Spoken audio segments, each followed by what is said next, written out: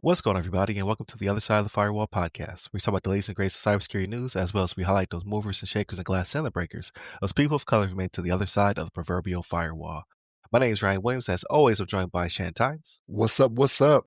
What's going on? So definitely continue to tune in. We greatly appreciate you guys listening to us or watching us, depending on how you're getting the podcast. We are on once a week now for an hour-long episode. You can also catch us on WDJY 99.1 FM in the Atlanta metro area, or simulcast on the TuneIn app Tuesdays at 5 p.m., as well as weekly on DC Fairfax Public Access Channel 10, where you can watch our videos. I think we're going on our next season, so you're going to get a lot of the interviews you haven't seen so far.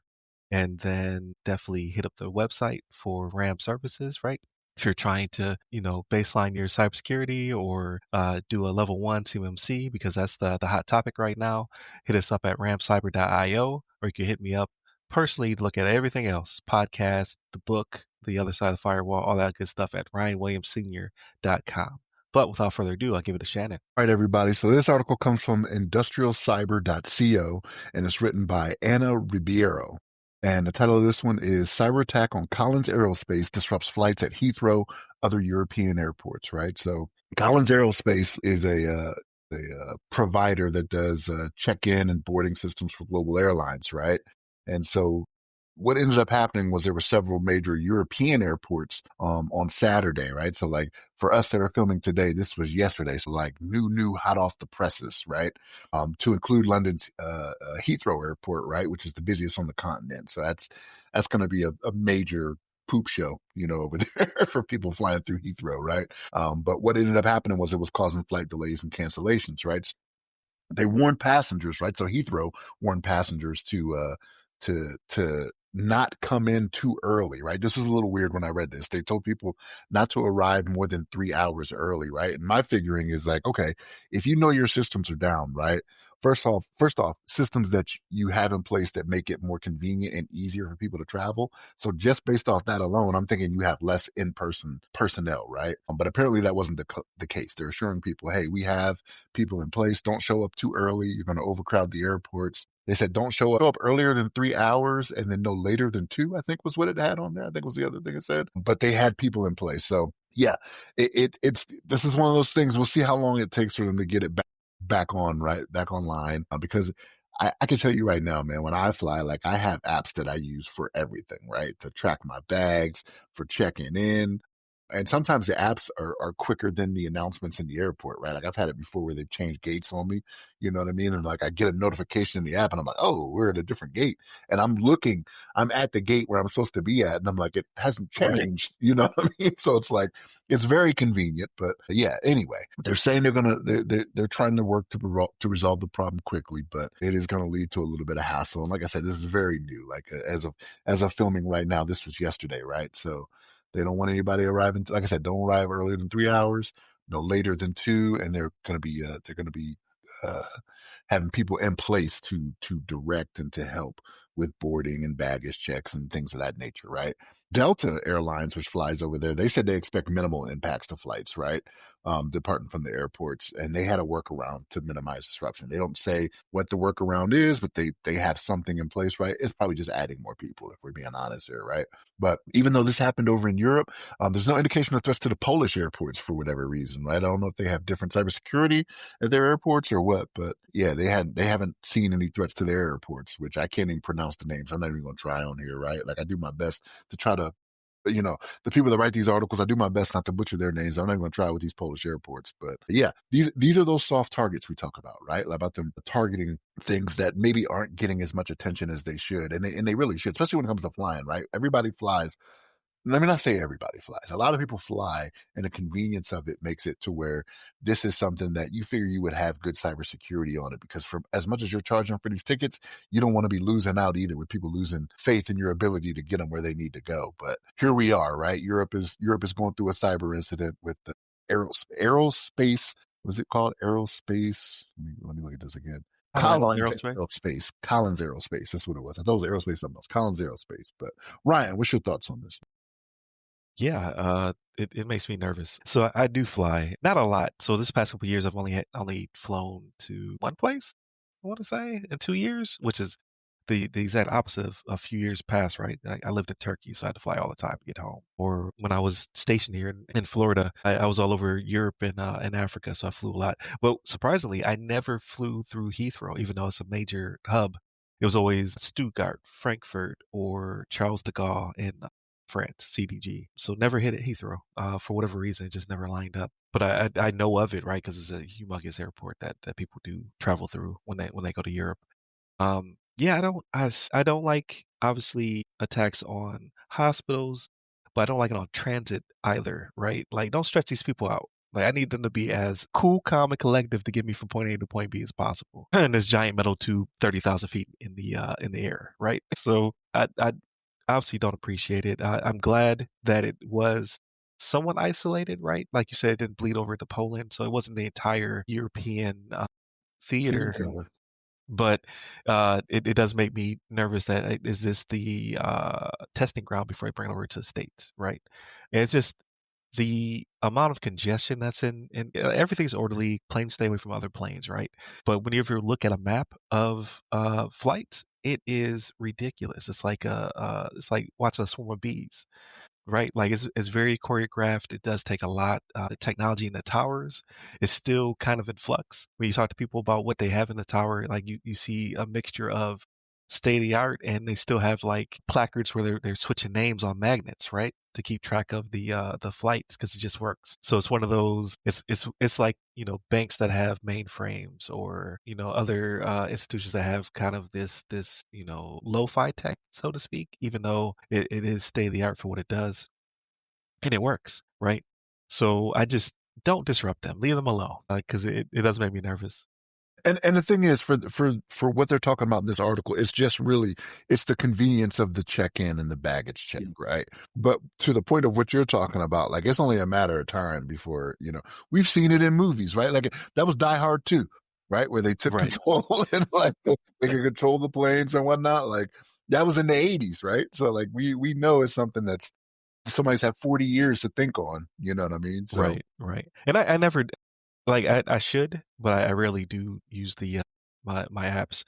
I print out my boarding passes, like an old fuddy duddy still, and things of that nature. But like it's a lot of tension when you arrive to an airport, especially when you're overlapping with another flight, right? Like that's why I think they don't want people to arrive too early because you arrive at a gate before it's your gate, and like they don't want the people the attendants at the counter don't want to talk to you. You see this says Chicago. You're on a flight to Tampa. Leave me alone. It might be a whole different crew for all you know. Like, so I can see like, hey, don't arrive too early because then you just add to the congestion. But if you're taking an international flight, it's always best to arrive 2 hours early because of security check-ins and things of that nature, right? TSA will, or whatever the equivalent is overseas, will, drag out the amount of time it takes to get from your security check-in to the gate. But yeah, my wife is really big on the apps. She usually does check in early. She tracks our bags and things of that nature. But I've never been too keen on it. I'm just like I'm gonna get there and my bag will arrive if it arrives. Like I've had my bag lost so many times. It's never going overseas. It's coming back. When it come back to the States, like somebody's I don't know kicking them off the conveyor belt. So I think it's different. So your wife does it because like if she's doing it, it's more than one person, right? It's either you and her going on vacation or it's you and the Right. family, right? When it's multiple people. And that's why I started doing it, right? Because like when I have been traveling lately, it's been everybody. Very seldom am I traveling by myself. By myself, yeah, like it's just whatever, right? I'm easy going. But when I have the wife, the children, you know what I mean? It's like, Right. gosh, okay. Now she's worried about, well, what about our bags and this and the third? I'm like, we'll get more clothes. It's okay. It's all right. Right. You're like Jay-Z and Beyonce. You just buy it when you land. Yeah. Baggage for peasants. I'm like, I'm like Nino. I'm pouring champagne on my bags. Cancel that bag. I'll buy another one.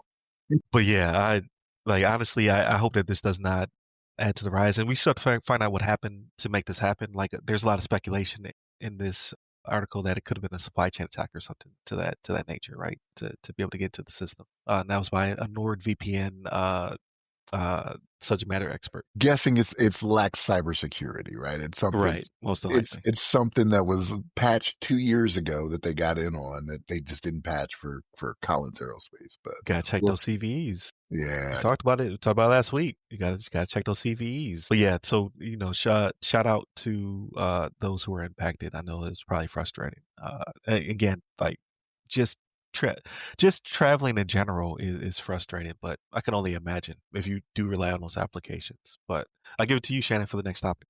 All right, everybody. So this one actually comes from cybersecuritynews.com. Okay. And it is written by, hold on, Guru Baran is who wrote this one, right? And the title of this one is MalTerminal uses OpenAI GPT-4 to generate ransomware code, right? So AI powered malware, right? So MalTerminal, we know it's coming, right? Like AI is being injected in everything that we do, and it's only reasonable. It's being used for malware, right? We've talked about it before. This isn't exactly new. The AI is being used, but the method in which it's being used is somewhat new, right? So they're dynamically generating malicious code, right? So ransomware, they're creating reverse shells. So this is a little bit different in how they're developing threats and deploying them, right? Because it's unique to that specific threat, right? So it's not like it's something that can be put out there and is being used across multiple resources or anything like that, right? It is out there. This is kind of like hey, this is an LLM enabled malware in the wild, right? So they discovered this, or they brought this up at Sentinel Labs at the LabsCon 2025 security conference, which just coincidentally just ended yesterday, right? Again, another one new as of yesterday, right? And they Hot had it off the presses. hot off the presses, baby. That's how we bring it to you. You know what I mean? But yeah, just yesterday they brought this up at the Sentinel Labs at LabsCon 2025 security conference. So this is becoming more common where people are beginning to integrate LLMs directly into malicious payloads, right? And this is a challenge because it's one of those things where when you start working like this isn't the traditional way of doing things, right? So like when you start implementing AI, the people that are on the defense, right? Your teams that are there to help you and guard against these things, like they have to be up on their game. You know what I mean? They have to be familiar with what's going on with the LLMs and how Chat GPT is working and things of that nature, right? So this MalTerminal, right, it's based on predefined prompts, right? And it generates malicious Lua scripts, right, in real time. So it's compatible across all operating systems. Let me not say all operating systems, but the most what do you call it? The most used, right? The most common, I should Yeah, say. I was So gonna say common. Yeah. common, yeah. Windows, Linux, Mac OS, right? So it's not even like it's OS specific to where it's like, oh, well, it's only Windows. So if you're using some type of Linux or Red Hat or anything like that, you don't have to worry about it, right?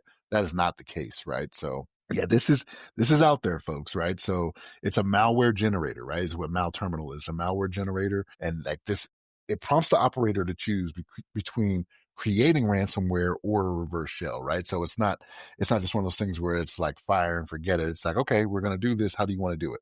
And just like with AI, you put your inputs in there, right? You tell it what it wants and it sends it to the GPT-4 API to generate it, right? So it sends it there to generate, it does it. And again, it's specific for whatever it is going after at that time, right? It's not like everything else. Let me not say everything else. It's not like what we've grown to, what we become accustomed to, in that we just, like I said, we fire and forget it. We create one, we put it out there, and it's like, okay, that's going to attack several different things. No, you could do this for every single thing you want, for every individual thing that you want to do, right? Which makes it hard to combat too, right? Because it's a moving target that you have to always stay up on. But AI is here to stay, folks. Like you gotta get up on this stuff so that you know how to combat this. Even though it does make life easier in some aspects, these are the things you have to worry about with it. There's always the other side of the coin where it's the good side, where you have, oh yeah, this is going to make my work more efficient. It's going to make me do more things faster, but you also have to defend against it. And it's the nature of the beast, right? But Ryan, what's your thoughts on this? Yeah, so this is exactly what everybody was worried about, in that it brings it to the lowest common denominator. So, I mean, you already have the ability to train your own LLM, feed it the right or feed it the wrong information, so to speak, to make your own chatbot. Like you can do all this in house yourself. However, it's a lot of work. It takes some skill, right? And you're not getting the biggest bang for your buck in doing so. So the whole thing was like, we need to, if I'm the bad guy, we need to be able to use the easiest product, which would be OpenAI, and it not have guardrails. So it can't like because right now if you ask ChatGPT to do anything like this, it will you'll bump up against the guardrails and it will either tell you like I can't do that or it'll tell you like you shouldn't do that or it'll be in some way it will not allow you to do such. What they believe is that the analysis revealed the malware uses a deprecated OpenAI API endpoint, suggesting it was connected before November 2023 and making it the easiest known sample of its kind. So this was they found the sweet spot, right? They found an endpoint that was the proper build to be able to make the malware, but not have the guardrails that were inputted after November 2023. If this were to be proliferated, right? If they were able to find a way to get to these endpoints or find these endpoints and then leverage them, it would be bad because you'd have script kiddies and things of that nature. Like people who just don't necessarily know how to code, how to be the bad guy. Like it gives them a foothold, and it might not even be perfect, but it might build a product close enough where they can Google the rest, right? So that's the problem, is that it provides easy access to people who are not necessarily the best at creating malware, and then people who are really good at it. Oh man, this is a boon, right? Like make this more efficient, right? And they've already built it. And it's just a matter of asking OpenAI or asking ChatGPT to make a better product. Pretty scary, but if you find it, which they did, then you can patch, remediate, defeat it. So hopefully this allows them to fix it, and hopefully they start pushing out remedies before they announced it, because now people are going to be looking for this specific type of deprecated endpoint to like, hey, we got to hurry up and capture that so that way we can use it for nefarious reasons. But this is one of those things where like it makes you better in how you defend things too, right? Like when you have stuff coming out like this that's coming out quick and fast, like in order for you to defend against it, like you do have to be an out of box thinker. You have to go and start doing things that's like, yeah, this isn't how we normally do it, but this is how we can combat this, right? So that is, I hate to say it like this, but there is some good that comes out of this, right? Whether it be your TTPs for the future, right? And how you deal with things like this. Cause like now, as you come out of a generation when it comes to AI, right? Like they figured out, okay, you have to do it. The guardrails went on this date, right? Like if you could do it before this date, this is what can happen, blah, blah, blah. Well, now that they know that every iteration at that, cause we're on chat GPT 5 now, right? Is it 5? Yeah, we're on 5. 5, right? So this was an old version, right? That they went through. So now every time you leave, you would think they would think every time you leave and go to the next successive version that you're like, okay, in 5, what happened here? What did we do here? How can we combat against this coming back to bite us in our butts? You know what I mean? So that's hopefully the lesson we learn, right? Hopefully it's one of those things where you never forget. But as time goes on, we tend to forget, right? So Yeah, definitely. And who's to say that there is something similar when it comes to Notebook or Gemini or so on and so forth, right? I think OpenAI was the easiest or the biggest target because it has a lot more use. But there are other LLMs out there, right? So are they being built more secure? Potentially, but I doubt it, right? Because everybody's in this arms race to be the first to augment it, or what is it, AGR, having these bots have minds of their own. So we'll see. Again, like I think you are correct in that they it's good that they found it, that they can build better in the future because of it. So, but without further ado, I'll give it to you for the discussion. all right. So this one comes from darkreading.com, right? Written by Robert Lamos. And the title of this one is, and it's funny because the picture on it is a Barbie doll. Like the title, when I saw it, I was like, what did he send me? I was like, he sent me the right thing. It's called Plastic People, Plastic Cards, Synthetic Identities Plague Finance and Lending sector, right? So what they're talking about is synthetic identities, right? Which blends a combination of real and made up information to create personalities, not personalities, virtual identities is what it does, right? So these are usually linked to fraud, right? They're always linked to fraud, right? If it's real and fake information. And what we have to think about is that with as many ransomware attacks that have gone out there and as many times as our information has been stolen and ended up in a database somewhere that the companies come and give us our LifeLock for, right? That we've had 10 times over in this day and age. That type of information, this is where it can be far reaching, right? So even though you may have had your identity stolen or you may have had your information stolen 4 years ago, right? This is where it can come back to bite you because what they end up doing is they take that real information, right, which may be your social security number that they got, right, and then they may give it a fake name tied to it, right, fake addresses, and then they try to go and get loans, right, like they do like car loans and things of that nature with that identity. And they talk about this in the article, which is kind of interesting. I never thought about this. Is the better way to look at these to try to figure these out, because there's a lot of them out there, right? They believe 1% of accounts out there are these plastic or synthetic identities, right? They said the way to go about verifying is to look for other things, and they call them relatives. It looks like I was kind of weirded out by the way they worded it in here.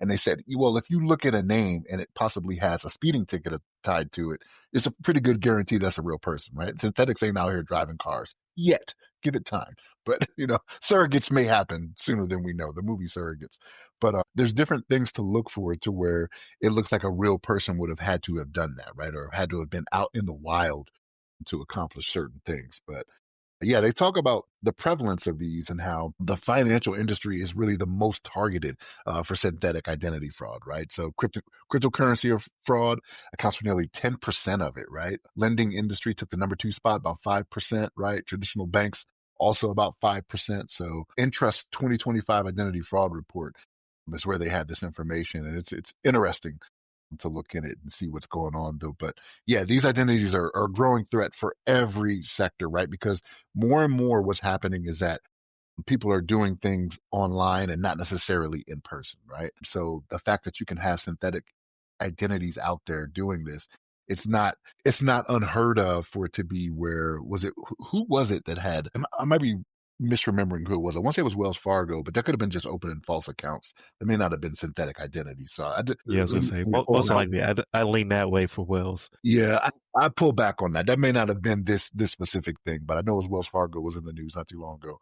But it could have. I say that as a Wells Fargo customer. I've been a customer for 23 years, 24 years. So I've been through the various regulatory issues that they had in the past. So not taking a cheap shot. I'm just saying as a customer. Yeah, yeah.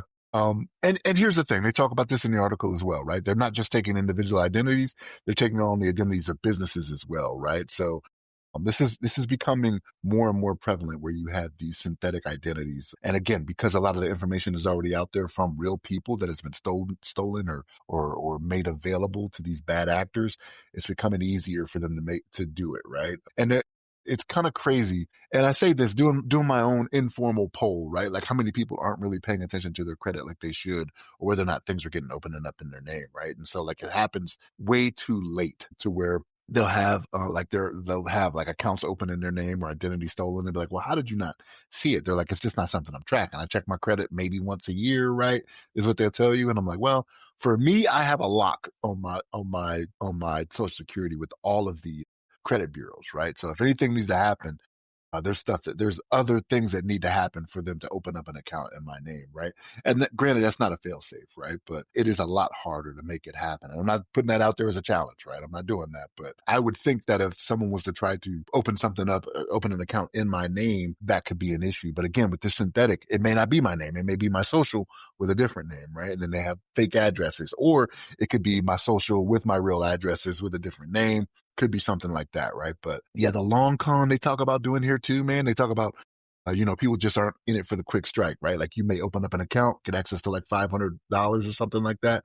And then they talk about you building a credit history. So like you're paying on this card you got or something like that to get access to thousands. You know what I mean? So patience is paying off for them, right? So Yeah. And is that's it? the crazy part for me. Like I was gonna bring that point up too. Like, yeah, someone out there is taking better care of their synthetic credit than people are taking care of their real credit, Yeah. right? In order to then defraud thousands. It's crazy. On to you, Ryan, though. What's your thoughts, man? Go ahead. Yeah, so I think, man, con criminals are just diabolical, man. Like they really do.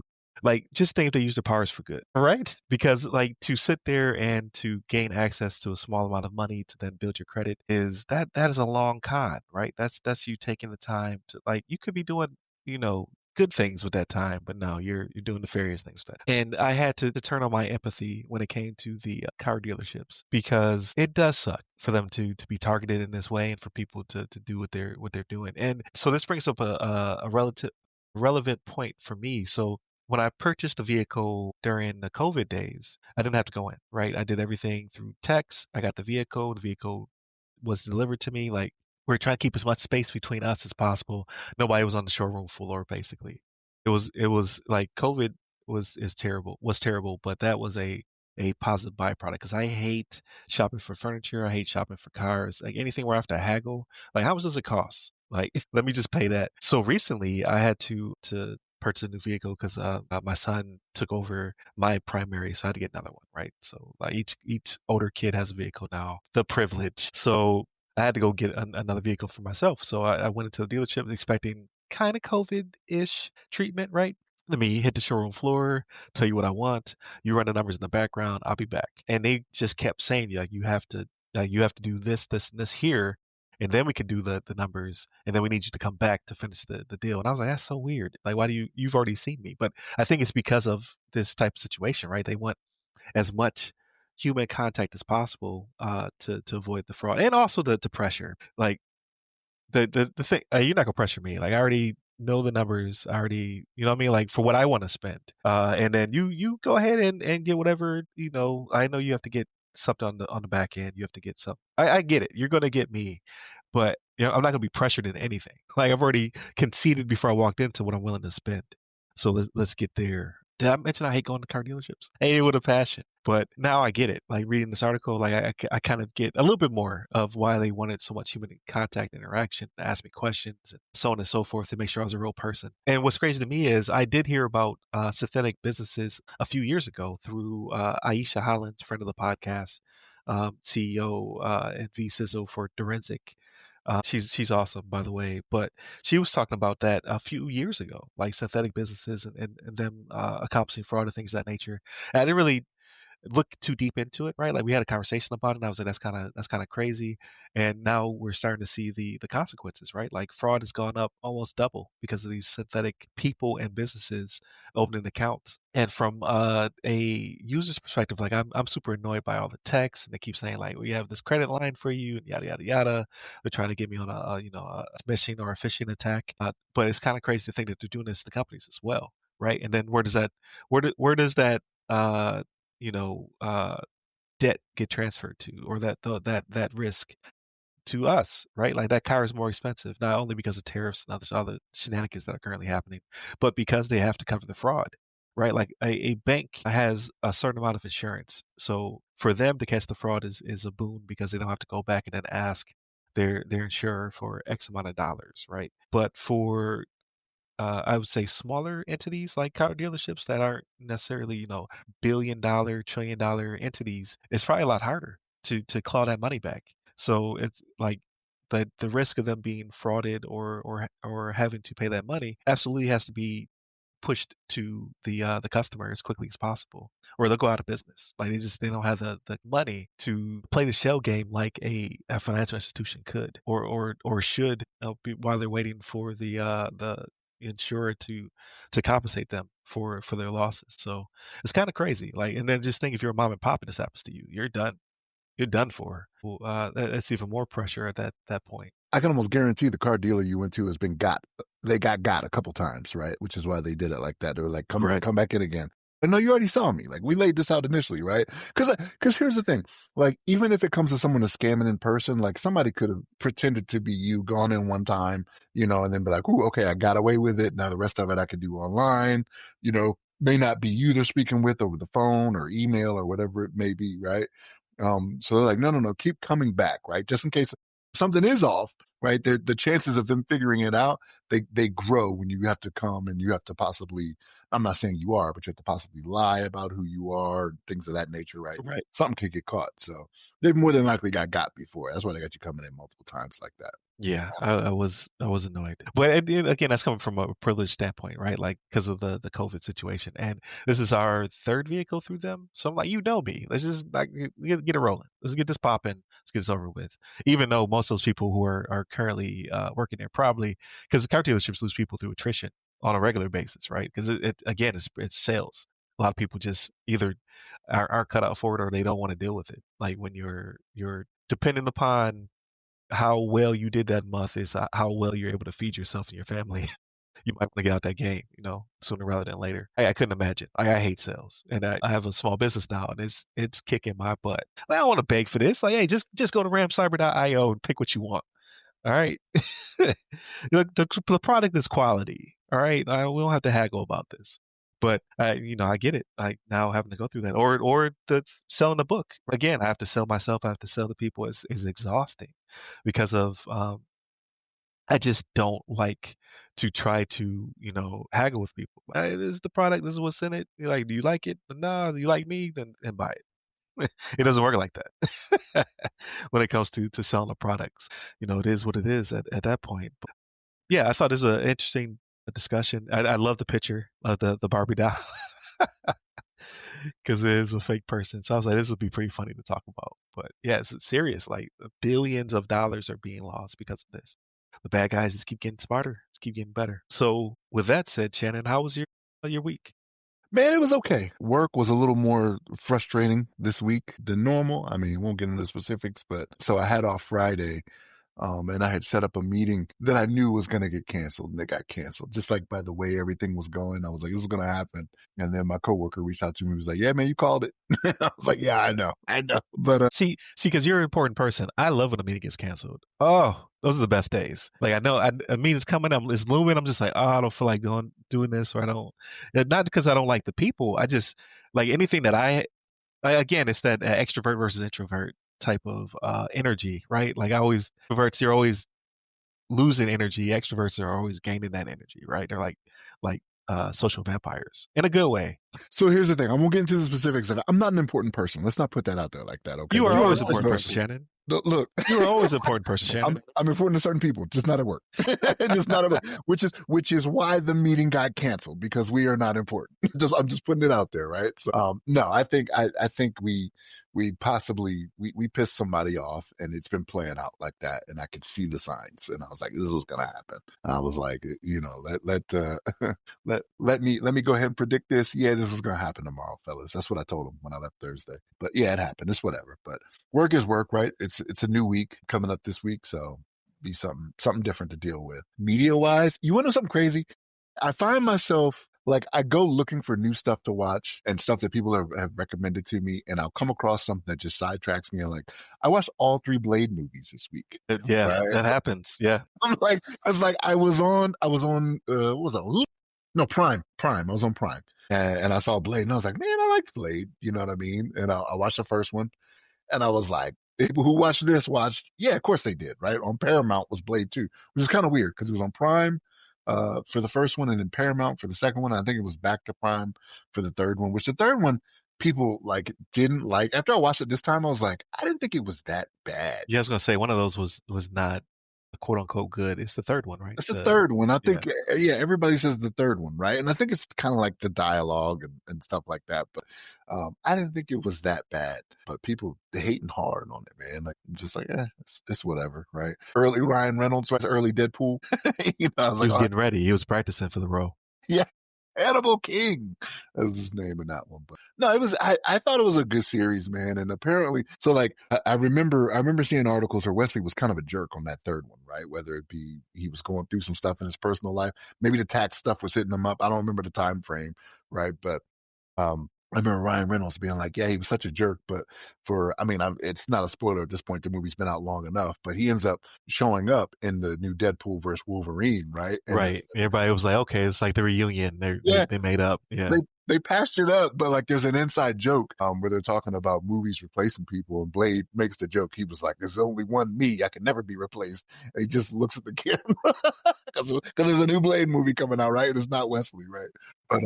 But Maybe. yeah, yeah, yeah, maybe, I don't know. We'll see. It's been cut now. I don't even know what the status of it is now. Like with them rewriting this.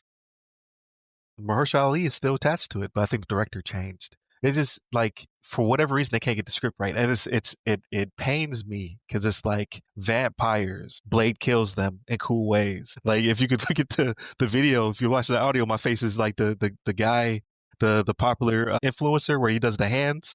Like why are you making this complicated? Just the same thing with Doom. Portal, Hell, Marines kill them. Easy. What? Why are you making this complicated? It doesn't need to be hard, right? No, but here's the thing. I kind of appreciate that, right? Because like when it comes to Marvel, like they've been disappointing as of late, right? And I haven't watched what's the new one with all the bad ones that are kind of like the Suicide Squad type things. Thunderbolts? Thunderbolts. Yeah, yeah, yeah. I haven't watched the Thunderbolts yet.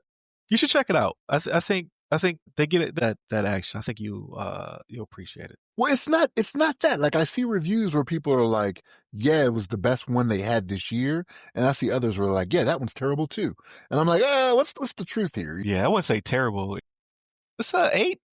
You know what Eight I is mean? good out of 10 or out of 100. Like if you say 8 out of 10, Out of 10. Out of 10. I'd say 7.5, 8, somewhere in there. and you gave the new Superman an 8, which you said was good because you're not a Superman fan either, Yeah, right? you're right. You're right. I got to fix my scale. So I'd say 7. Thunderbolts is a 7. Superman was Okay. 8. All right. Which is streaming at home now. So I saw it last night. It's on HBO already. I was like, that seemed fast. Yeah. I'm still waiting for Magazine Dreams with Jonathan Majors. That thing's been on for rent for like, it feels like a year. Like, when are you going to stream this? Is that the one where he's the bodybuilder? Yeah. I've been waiting on that Did one. it actually get released? I thought it was not getting released after he got into trouble.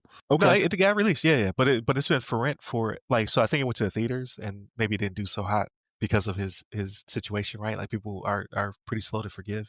So, but it's been for rent forever. But you got like Disney movies dropping on stream way faster. So it had to be a limited release. That wasn't a wide release then when that came out. I don't know. Like I did see it pop up at the theater and I was like, I'll wait for it to come home. Well, guess what? Joke's on me. Because like it's not like for rent for $6. It's for rent for $19.99. Ain't that crazy? Ain't that crazy now? Like I'm seeing that across the board. Like the rent is Yes. $19.99. That's past my threshold. I will give you $6 to rent something, but I will not give you $20 to rent something. I just go to the theater. Like just bring it back to the theater. This is where we can capitalize, Ryan, because we could bring back it might be like it won't be Blockbuster, it'll probably be like Hollywood Buster or something like that. Right. We'll bring back that premise and be like, no, you only rent for, $5 with us, you know what I mean? Like, right. we give It's you crazy. a code to go and stream because we're not giving you physical media. That's still not a thing, right? Like, Yeah. You come to the store and it's like when you used to flip through the oh man, what were they called? It was like you didn't have real CDs. You had to flip through the catalog and then you would go and pick your CD. It was like when it was like Sam Goody was like starting to transition to digital. It was weird. like Columbia House? No, I did Columbia House, like where you give them a penny for like the first 20. No, it was like you would go to the store and they didn't have all of the copies sitting behind the thing. They were all fake, right? And you just like look at a box of something that you wanted, and then you had to go in the back and get it. I do not remember this. Everywhere I went, they had it. You could touch it. Like Sam Goody was one. What was the other one? BYE? What was it called? FYE. For your FYE, entertainment. yeah. For your entertainment is what it Because was. even I haven't been to GameStop in a couple of years, but last time I went to GameStop, they didn't have the games behind the thing. You had to go figure out which one you wanted. You look at the box art if you wanted to, and then you had to go to the register, and they had them locked up in a cabinet behind them. Really? My wife usually goes with my youngest son, like whenever he wants to get a game or something like that. I was not aware of that. So I thought, and I'm pretty sure the last time I was in there, I could see everything on the wall. But you're saying it's just like, is it an empty case? Just Yes, showing empty what case. it is? Wow. I mean, I guess that makes sense. Keep people from walking out with the media, Yeah. right? Or maybe that's just my GameStop. I don't. And it's been a couple years. Like the only games that I saw were actually in the cases were in the bargain bin. Like those were in the cases. They're like, please take these off our hands. Yeah.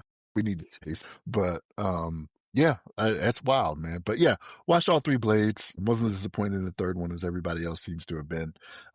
Been playing the new Madden, man. They had a new update, and same as last year. And every time a new update comes in, some foolishness from the past comes in, and I'm just like, it's so upsetting to me. Like I could feel myself wanting to crush my controller in my hands. Like, what is going on?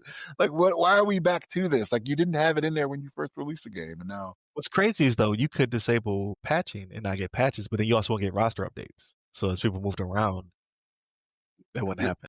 Or you could create them yourself. Like some people will do it where they just create them themselves, right? Like no, I'm not going to do the update, but I'll create the roster or change the settings to whatever, or not the settings, the attributes to whatever I want them to be. But sometimes it does fix some stuff. Like some of the fixes are actually good for the game because you'll have some glitching. Like there was still a glitch where I did a sack and the dude was down on one knee, and it's kind of crazy because at his hip, his leg was rotating like it was going in a circle from his hip as he was down on one knee celebrating the sack. And I'm like, well, that's a bug, you know. Sonic, he's about to take off. It was great.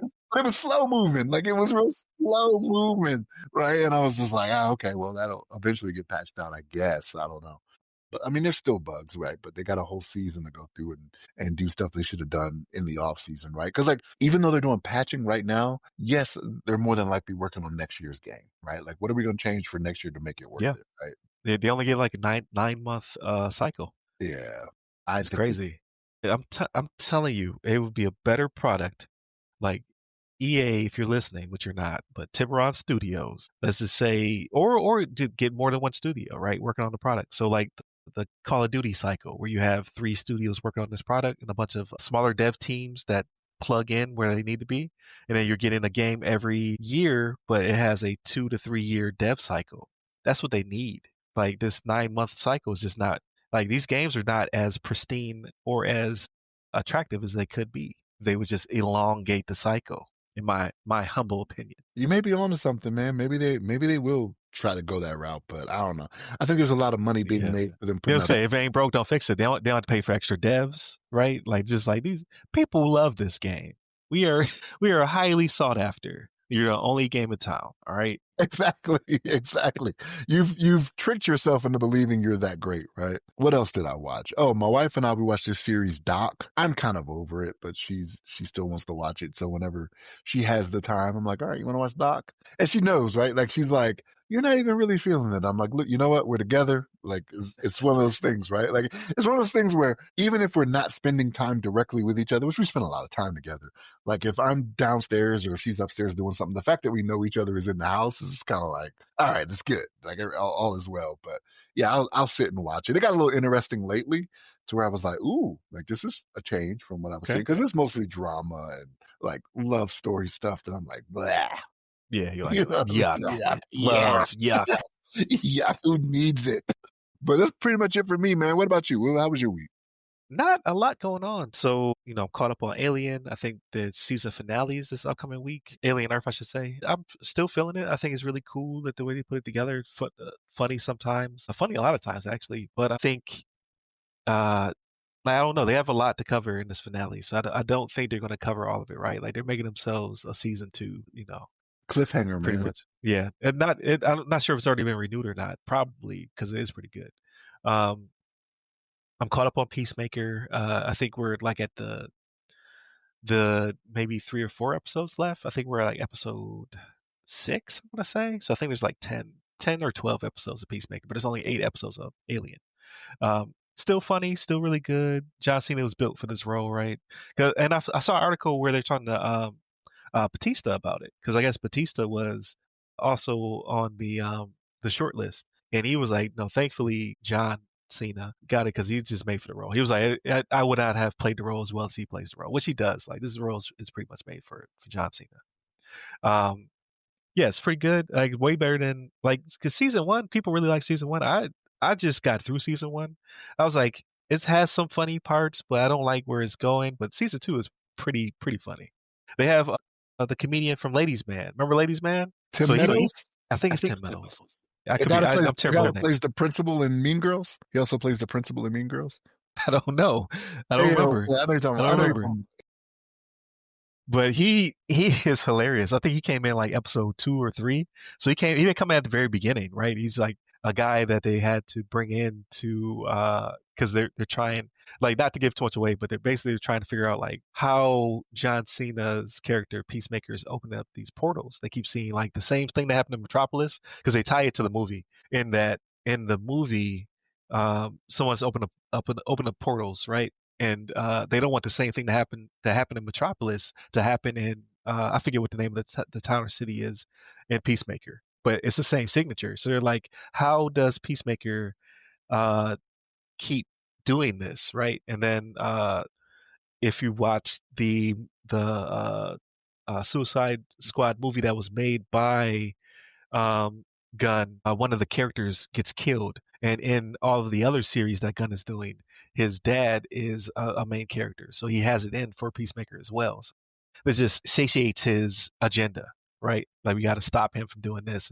It's a matter of saving the world, but really he just wants vengeance. So I like it. I think they're doing a pretty good job. I wonder if he's going to be doing more acting. It's crazy. I was on ESPN this morning, and apparently John Cena wrestled his last match yesterday or the day before or something like that. Yeah, I saw videos of people crying in the stands. I was like, yo, Yeah, it was his last match. I thought they were never done because The Rock comes back sometimes. Yeah, that's the thing, right? Maybe it's his last one wrestling. He may come back as in some other form or whatever. I don't know, but because it's getting to the point where even with The Rock, man, like he's mid-50s now. I want to say, right, or like a Yeah, little into his 50s. Like he ain't and gonna be he doing that for too much longer.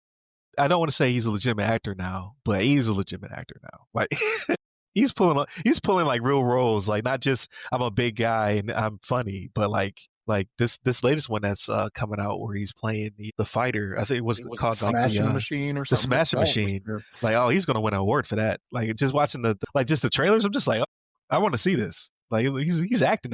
And then he lost a bunch of weight for a different role after that. So like he's wrapped production on that one, or he's wrapped his acting on Smashing Machine. And now like Yeah, if you've seen him, he's lost a lot of weight because he's playing like a yeah. 70 some odd year old guy.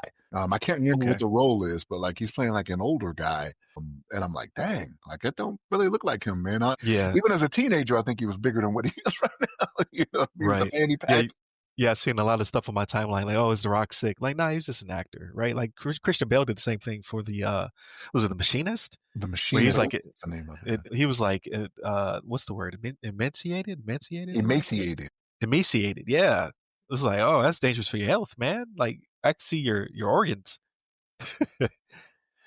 Some of these So like actors are crazy with that type of stuff, man. Like they really get into it like that. And I'm like, man, in this age of CGI, like, hey, just put my head on yeah, yeah. something, right? Like, Right, y'all did it right. for Captain America, you could do it for me. You know what I mean? Like, Right, exactly. But no, it's pretty well. Like I could see John Cena going the same route, right? Like going the same trajectory as Batista and the Rock, and getting roles that are a little bit less about being a big dude and more about like showing acting chops. Because Batista in Blade Runner, I'm gonna get the title wrong. Like the latest Blade Runner, he plays a character that's not all about just smashing stuff. He does smash some stuff though. Don't get me wrong, but he was showing more acting chops than in the Guardians where he's like funny big dude, right? 2049, Blade Runner Yes, 2049. 2049. Thank you. Because I was like, is it 2044? I know it's got some fours in it. Excellent movie, by the way. But yeah, I think but Batista's trying to do the same thing, and he was in that M. Shyamalan movie where he's playing uh like a gym teacher or something like that. And he was showing a little bit more acting chops in that as well. So he's definitely trying to get a little bit more of the humor as opposed to just being the big funny dude. I think John Cena's going to go the same route, which is good. Good for him. Like, I don't know, man. Like, I think with the comedy stuff with John Cena, I don't know if he'd be too much into like the drama or whatnot. Like the comedy stuff is kind of funny, I think, because he's so big and because you Yeah. knew him as a wrestler. It's like even before he stopped wrestling, like he'd have little parts here and there. Like he was in what's the one with Amy Schumer? Trainwreck. He was like a boyfriend or something like that. Oh, He was okay. kind of funny in that, you know what I mean? But it was a small part. It was just like, oh my gosh, like you just don't expect to see that because big guy being funny like that, right? But yeah, but and Bautista has done a lot of stuff too, right? Because he's done what's the zombie ones, right? Like it's with Snyder, like he's in that Oh, one. yeah. Yeah, I know you're talking about. Oh, man. Dead, something. Something. Yeah, Yeah. yeah. I haven't watched it, but I know he's in it, right? And then he's done My Spy, which is like a family movie, right? Like he's done two of those. He's in there getting it in. He don't want to take his shirt off anymore, and I understand it, right? He's in his 50s. He's like, I ain't built like I used to be, so I'll keep the shirt on from here on out, but still pay me to work. Yeah. So aside from that, I really want to see that The Longest Walk, but I just don't feel like going to theater. But I really want to see it. Let me ask you something. Did you know that guy that was on top of the tank or whatever was Mark Hamill, Luke Skywalker? No. Oh yes. The second time I saw the trailer, the first time I was like, he looks familiar, but the second time I was like, is that Skywalker? I had no clue. Like I've seen the trailers and I'm like, oh man, that guy's a jerk. You know what I mean? And then it was Yeah. like, Mark Hamill, really? Like, oh, okay. All right. The Yeah. Joker? This is one of the Stephen King ones where he was going under a pen name, so he was under a different name when he made this. story, but I've been hearing nothing but good things about it. So it's one of those near future dystopic films. So it's already got its hooks in me there, and There. then you add Stephen King on top of it. Stephen King and not supernatural, because Stephen King has the two flavors, right? You got Pet Cemetery, and it's got movies like this where there's no supernatural element to it. So I'm down, but I just don't feel like going to theater. Have you read the story before you see the movie or no? No, I No. actually have not read this one. It was on my list, but I'm like I don't leave the house enough where I can get an audible version of things. So I've been lacking. The last Stephen King last book I listened to, matter of fact, was a Stephen King joint. It was like the Institute, which is they're making a TV show out of on AMC Plus, which I don't have. So I'm just like, oh well, I miss out on that one. Because why would I want AMC Plus? What else does it have on it? But that was the last book I listened to, and it was a Stephen King joint. So when you say he was doing it under a pen name, was this when he became famous or before he became famous? Or he's done it on. So I still don't remember how that worked. I think he was just releasing books under two different names at one point. Like even when he was gaining popularity, like the whole pen name thing. Like I get it, it's kind of cool, and it can get you through some doors or get you around some things, right? Because like if his name was as big as it is now, maybe he didn't want his name now shine the material, so you go by a pen name. Or if he was trying to just he has a lot of content, but his he's part of one of the five houses, and they're just like, you only get to release this many books. Okay, I'm gonna sneak one out through this. So I don't know the details with this one, and I don't know when it was in his career. I just know that because when I looked it up, it was under the other name. I was like, oh, it's a Stephen King joint before he was everything was Stephen King. So I was like, okay, that's kind of cool. But yeah, I don't know the lore. I'm trying to look into it as much as possible because I really did want to go to the movies theater and see it, but I just have not. Like maybe I take a PTO day, like so I can avoid people and go see it. When did you become such a big Stephen King fan, man? Because I know you've said that before too. So it was like right after I kind of outgrew R.L. Stein, right? Like those type of books. Like I was really big to the Goosebumps series and things of that nature. Somebody put me on to it wasn't The Shining. It was Was it it? no, it wasn't it. It was the one where it's like well, I'm gonna say it's like Apocalypse, but that's a lot of his movies. But, The Stand. The Stand was the book that I read, and I was like, oh, I like this. Like I like the way he builds worlds and what have you.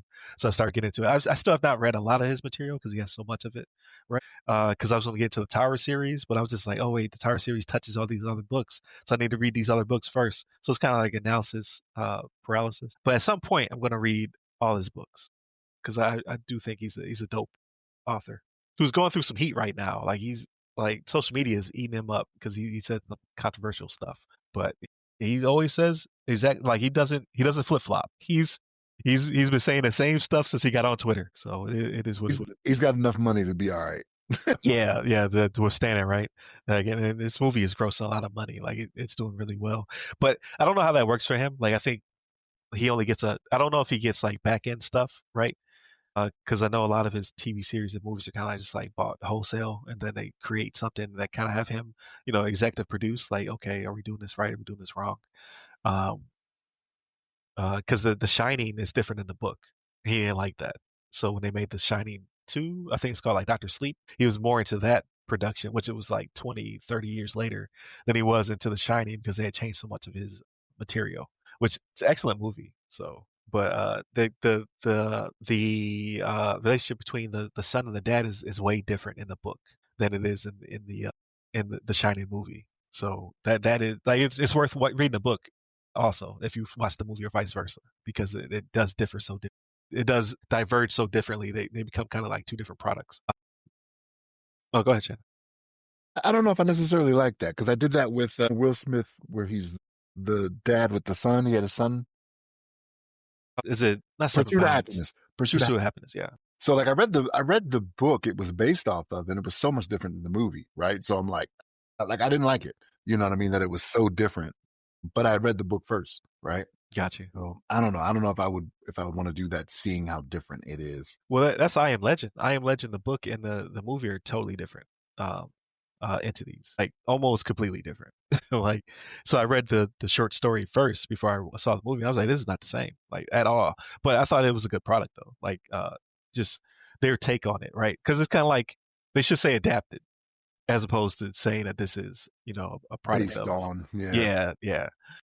Because yeah, they took concepts from the story, but yeah, it's totally different product. And they're doing a sequel, which is surprising because there's two different endings if you got the DVD Yeah. for I Am Legend. So they have to make one canon in order for the sequel to work. Is the sequel with Will Smith? I'm curious. I've So heard far, generally, what I've heard is Will Smith and Michael B. Jordan. so it's got to be a prequel or something then, right? Based off the theatrical. I don't know. I'm not sure. Yeah, because there are two different endings that are diverge significantly. But I don't want to give it away in case somebody hasn't seen it. It's been years, man. Tell him. Look, I'll tell him. I'll tell him. Okay, here's what it is. It's been years. If you ain't seen it, it's whatever. So in the alternate ending, he actually does survive it. What he does is, remember how he was treating the one zombie or whatever, and she was getting better. So he actually handed her over to the zombies, and they left. Like, they let them be. They took her and then left, and then he ends up surviving and going to whatever the name of the colony was. I want to say Right. Zion or whatever. He ends up driving to the colony with the lady and her son that is with him. So he survives it, right, in the alternate ending. So there for everybody, right? It's been years since it came out. That's the alternate ending. Spoiler alert. Yeah, after years. It's probably like 20 years. Yeah, Maybe not that long, but it's been a minute. at It's least 15. yeah. Yeah. But yeah, so I'm interested. Like, hopefully that does go into production because I think that'd be a dope sequel. I like when sequels take a decade to make, right? For some reason, like I like it. Either you have to do it directly after, or you got to take your time and let that franchise breathe. I don't like when it's middling because it's like, okay, you're just trying to get the bag. Like, you should just spit this out right after the first one, right? Like, because Halloween has done that, like with Michael Myers. Like now, like they took a period of time where they just stopped. They're like, okay, this is getting too. He's in space. All right, we gotta take off the shelf. And then when he brought it back, I was like, oh, this is really good. This is really good. Like a decade later. I need it like the Matrix 2 and 3. Give it to me 6 months later. That's what I need. Oh Film them at the man, same time. Give it to me six like months that later. Lord of the Rings where you're just doing everything all at one time. Like Yeah. we're gonna film 3 movies right now. It's 18 months of your life. But yeah, aside from that though, and just playing around with Final Fantasy VII, I'm like, I've almost done everything you could do before progressing the story. So I'm just gonna keep doing that. It says I have like 164 hours in that thing. I don't think so. Definitely over 100, but I don't think it's almost 200. But we shall see. But aside from that, man, just I'm gonna cut the grass today and try to chill. That's the rest of my weekend plans. But definitely continue to hit us up on your podcast platform of choice, where you can tune in on Tuesdays on WDJY 99.1 FM in the Atlanta metro area or simulcast on the TuneIn app. You can also check us out on public access, Channel 10 in the DC Fairfax area weekly. That's about it. So hit us up to check out all of our material. You can go to the websites ramcyber.io if you want to look at the list of services. If you're trying to get your NIST on, your CIS V8, you want to do a CMMC level 1, a level 2 readiness. I got you. I do them all. And then you can also purchase the book if you go to theothersideofthefirewall.com. And you can hit me up personally on my website, RyanWilliamsSenior.com, where you can get to all the projects and things that I work on. So stay safe, stay secure.